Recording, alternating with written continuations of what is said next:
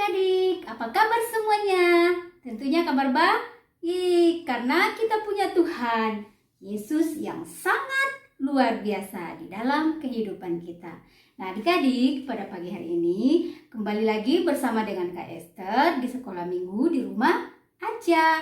Adik-adik, kita harus tetap semangat ya.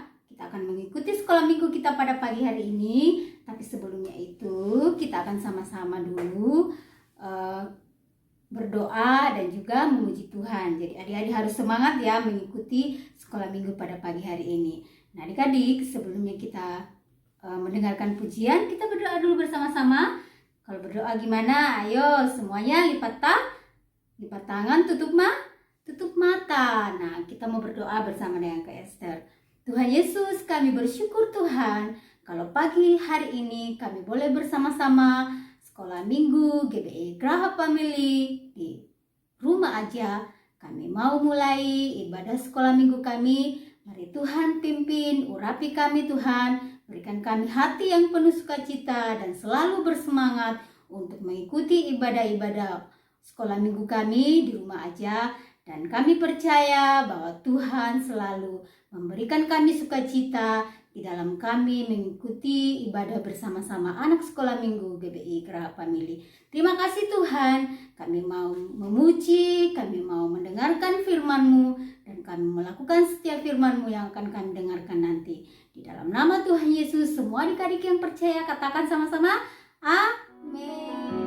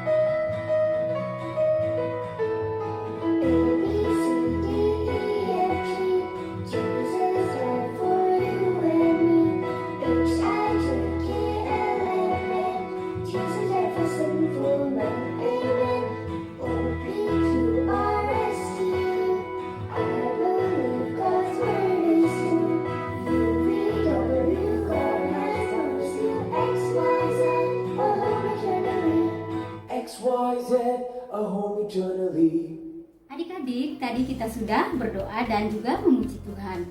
Sekarang tiba saatnya kita akan mendengarkan cerita firman Tuhan. Adik-adik harus memperhatikannya dan serius mendengarkan firman Tuhan. Nah, tema firman Tuhan kita hari ini yaitu tentang mujizat ada. Nah, di dalam pembacaan firman Tuhan hari ini terdapat di dalam Kisah Para Rasul 3 ayat 1 sampai 10. Ingat ya adik-adik, di dalam Kisah Rasul 3 ayat 1 sampai 10. Nah adik-adik yang punya Alkitab dan sudah pintar membaca, boleh membaca di rumah ya. Dan kita akan mendengarkan cerita firman Tuhan hari ini bersama-sama tentang bagaimana Petrus menyembuhkan seorang yang lumpuh. Nah pada suatu hari menjelang waktu sembahyang, yaitu pukul 3 petang, naiklah Petrus dan Yohanes ke bait Allah. Di situ ada seorang laki-laki yang lumpuh sejak lahirnya sehingga ia harus diusung. Tiap-tiap hari orang itu diletakkan dekat pintu gerbang bait Allah yang bernama Gedung Indah. Ingat ya adik-adik ya, gerbang apa ya? Untuk meminta sedekah kepada orang yang masuk ke dalam bait Allah. Ketika orang itu melihat bahwa Petrus dan Yohanes hendak masuk ke bait Allah, ia meminta sedekah. Mereka menatap dia dan Petrus berkata, "Lihatlah kepada kami." Lalu orang itu menatap mereka dengan harapan akan mendapat sesuatu dari mereka. Tetapi Petrus berkata, "Emas dan perak tidak ada padaku, tetapi apa yang kupunyai kuberikan kepadamu. Demi nama Yesus Kristus, orang Nazaret itu berjalanlah. Lalu ia memegang tangan kanan orang itu dan membantu ia berdiri. Seketika itu juga kuatlah kaki dan mata kaki orang itu. Ia melonjak berdiri lalu berjalan kian kemari dan mengikuti mereka ke dalam bait Allah, berjalan dan melompat-lompat serta memuji Allah. Seluruh rakyat itu melihat dia berjalan sambil memuji Allah. Lalu mereka mengenal dia sebagai orang yang biasanya duduk meminta sedekah di gerbang indah bait Allah, sehingga mereka takjub dan tercengang tentang apa yang telah terjadi kepadanya. Nah, adik-adik, dalam cerita firman Tuhan hari ini sangat luar biasa ya, dan sangat menarik karena di mana Petrus dan Yohanes mengadakan suatu mujizat kepada seorang lumpuh. Seorang lumpuh ini adalah orang yang selalu berada di gerbang mana tadi? Di gerbang indah, di dekat gerbang bait Allah. Dia selalu setiap hari dengan aktivitas yang sama, meminta sedekah, meminta sesuatu yang mungkin orang bisa berikan kepadanya. Tetapi adik-adik, dalam cerita ini ketika Petrus dan Yohanes sampai ke tempat tersebut, dia melihat seorang lumpuh ini dengan kasih Tuhan. Dia katakan kepada orang lumpuh tadi bahwa dia tidak mempunyai emas, perak yang akan diberikan kepada orang tersebut, tetapi dia berikan kesembuhan di dalam nama siapa? Ayo, nama Tuhan Yesus, Tuhan yang kita percayai selama ini adik-adik. Nah, adik-adik, dalam cerita ini mengajarkan kita bagaimana kita sebagai orang yang sudah mengenal Tuhan Yesus, yang sudah diselamatkan oleh Tuhan Yesus, kita juga harus menjadi saksi. Kita harus menyaksikan setiap mujizat yang Tuhan sudah lakukan di dalam kehidupan kita, karena Tuhan sudah mengerjakan mujizat-mujizat itu luar biasa di dalam kehidupan kita, sehingga apa yang kita alami dalam hidup kita ya menikmati setiap penyertaan Tuhan. Kalau adik-adik masih bisa bernapas sampai saat ini, masih bisa makan, masih bisa pakai pakaian, itu semua karena apa? Itu semua karena mujizat Tuhan dalam hidup kita. Nah, adik-adik, kita juga perlu menceritakan itu kepada orang lain, bahwa mereka juga sudah mengalami mujizat Tuhan setiap hari yang seperti kita alami ya. Seperti yang Kak Esther tadi sebutkan, bisa makan, bisa minum, bisa berpakaian, dan juga bisa menikmati hari-hari kita bersama dengan orang-orang yang kita kasihi. Nah, yang kedua, mujizat itu ada karena apa? Supaya kita selalu belajar untuk bersyukur kepada Tuhan. Karena mujizat yang sudah Tuhan kerjakan di dalam setiap kehidupan adik-adik, sehingga kita juga belajar bersyukur akan penyertaan dan pemeliharaan Tuhan dalam kehidupan kita, sehingga setiap orang yang melihat dia bisa mempermuliakan nama Tuhan, seperti yang dialami tadi orang yang lumpuh disembuhkan lewat mujizat Tuhan, sehingga dia bersorak-sorak, dia berlompat-lompat memuji Allah, dan orang-orang sekitarnya melihat bahwa Allah yang dia sembah, Allah yang dia muliakan adalah Allah yang luar biasa adik-adik. Nah, itu juga yang harus kita lakukan di dalam kehidupan kita ya, untuk mendapatkan mujizat Tuhan. Dan yang ketiga adalah kita mau selalu punya hidup yang semangat.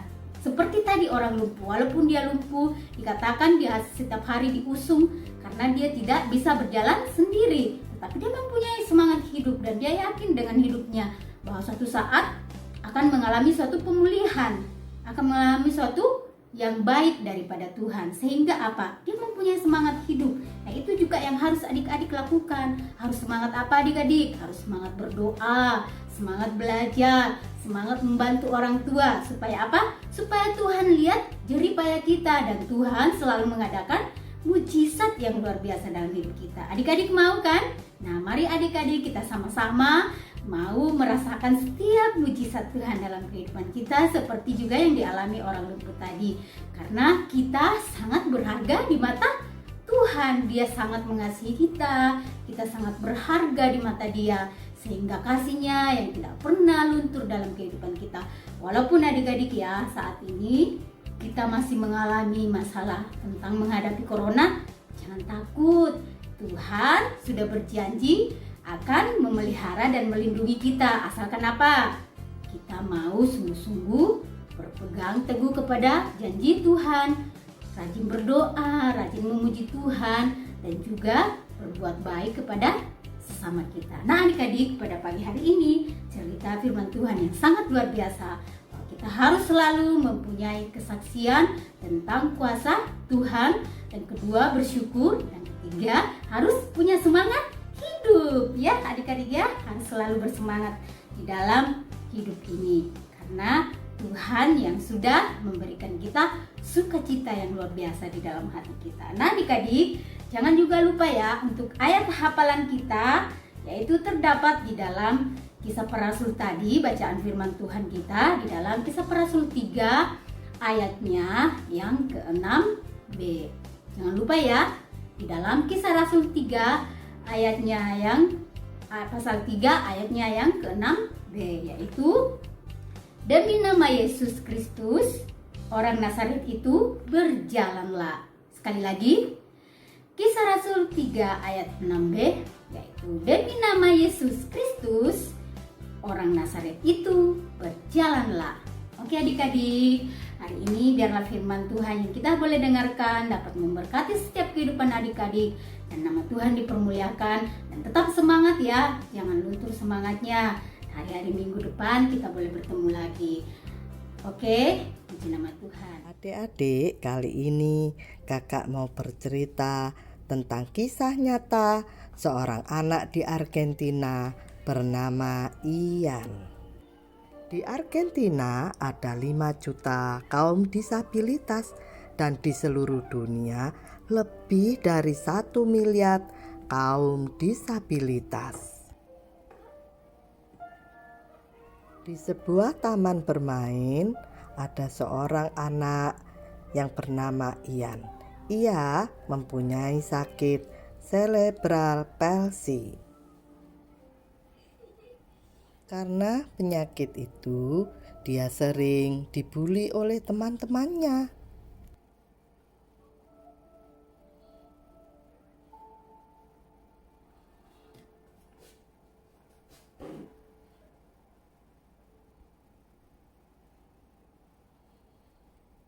Sehingga mentalnya semakin jatuh dan penyakitnya semakin bertambah parah. Lama-lama menyebabkan Ian harus duduk di kursi roda.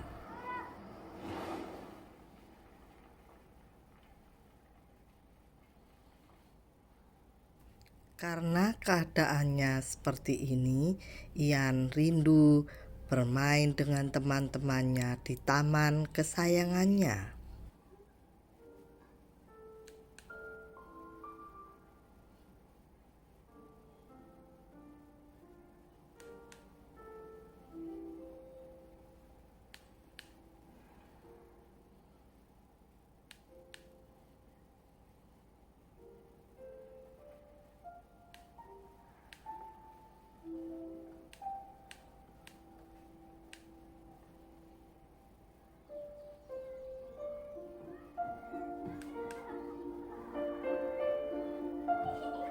Dan Ian juga bermain di taman karena dia ingin bermain bersama dengan teman-temannya.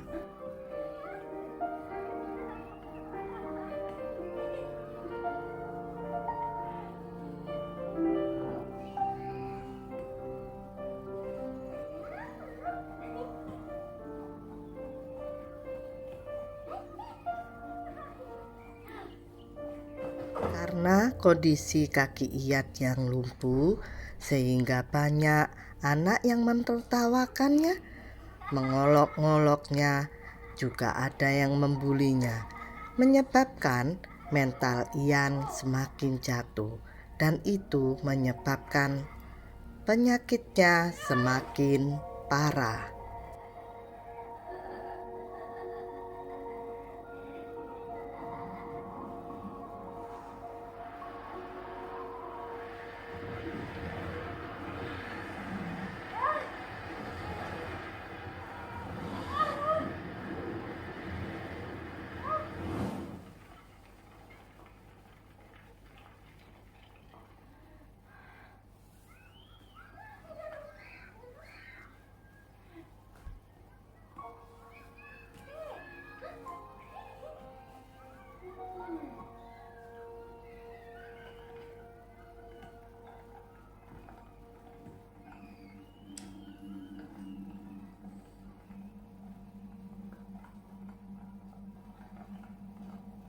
Tetapi Ian adalah anak yang baik, anak yang gigih dan tidak mudah putus asa. Sehingga bangkitlah keinginannya untuk bisa bermain bersama dengan teman-teman yang lain.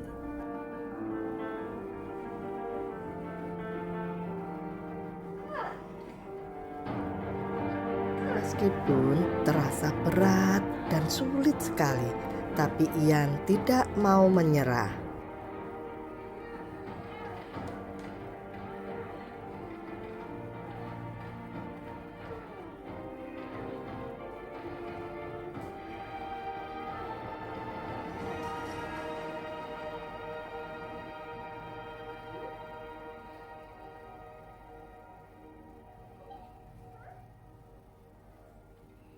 Kegigihan dan ketekunan Ian untuk boleh bermain bersama dengan temannya menyebabkan teman-teman mulai tertarik dan memperhatikan Ian dengan sungguh-sungguh.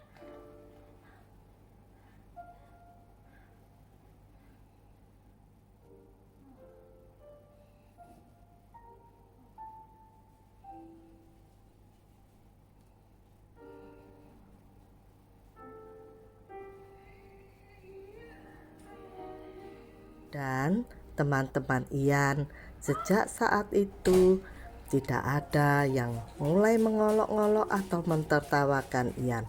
Mereka semakin berempati kepada Ian. Ketika Ian sudah tidak kuat lagi dan mau menyerah pada kelumpuhan kakinya, teman-teman mulai menolong.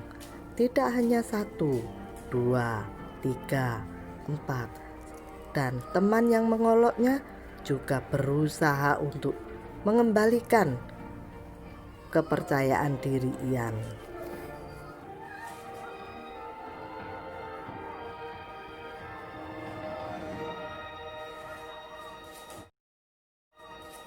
Sekarang teman-temannya tidak membiarkan Ian menderita penyakit sendiri, tapi teman-temannya semakin menyayangi Ian, mengasihi Ian, dan mereka semakin dekat pada Ian dan menganggap bahwa Ian tidaklah sendirian, tapi boleh bermain bersama-sama dengan mereka.